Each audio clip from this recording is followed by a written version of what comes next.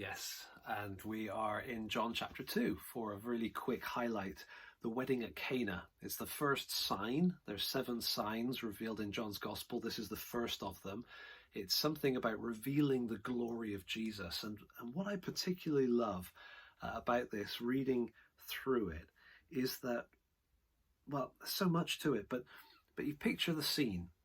There's the wedding, there's the running out of the wine, the shame, the kind of this is a disaster for the hosts and so on. But then Jesus gets drawn into it, and everything that he tells the servants to do, they do. And you can picture all of that happening. But I want to draw our attention particularly to verse 9.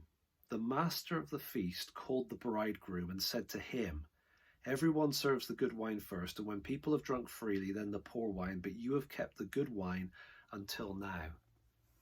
I love a couple of things about that. One, the abundance of it. If this is the way Jesus' glory is being manifested, notice how it's so different from the way that humans tend to manifest their glory. First of all the action, the conversation is taking place kind of center stage. Where's Jesus? He's out the back with the servants. He's not saying, "Hey guys, I did it. Do you like the wine? It's the best I could do." He's not drawing attention to himself at all. So the master is talking to the bridegroom and giving the bridegroom credit, who probably has a look of, I've got no idea what's going on his face, because he had nothing to do with it. But Jesus isn't trying to draw the attention back to himself. He's allowing somebody else to be praised and to be appreciated for what he's just done.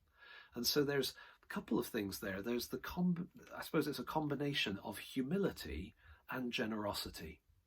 And I think those are 2 aspects of the glory of Christ that are well worth thinking about. He chose to reveal his glory, to manifest something of his character, which is revealing the Father's heart and the Father's character. And he chose to do it quietly and kindly. Okay, so quietly, he's holding back. He's not drawing attention to himself. He's not crying aloud in the street in Isaiah 42 terms. He's allowing the one person to give somebody else the praise. I think that's a beautiful thing, that humility. Jesus stood off to the side, maybe with the servants. And then the kindness of it, the generosity of it. Here was a wedding, a feast, and they'd run out of wine. It was going to bring shame on them. And Jesus didn't just top up what they had. I mean, that would have been a miracle to reproduce the same wine they already had. But when he produced the wine, it was heavenly, right? It was the best they'd ever tasted.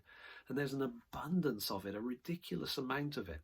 And I just think that is a really beautiful combination of thoughts to think, okay, here's Jesus' character being revealed. And it's revealed in his generosity, and it's revealed in his humility. And those are 2 things that the more I think about them, the more I think, you know what? I'm glad that's what my God is like. He's humble and he's generous.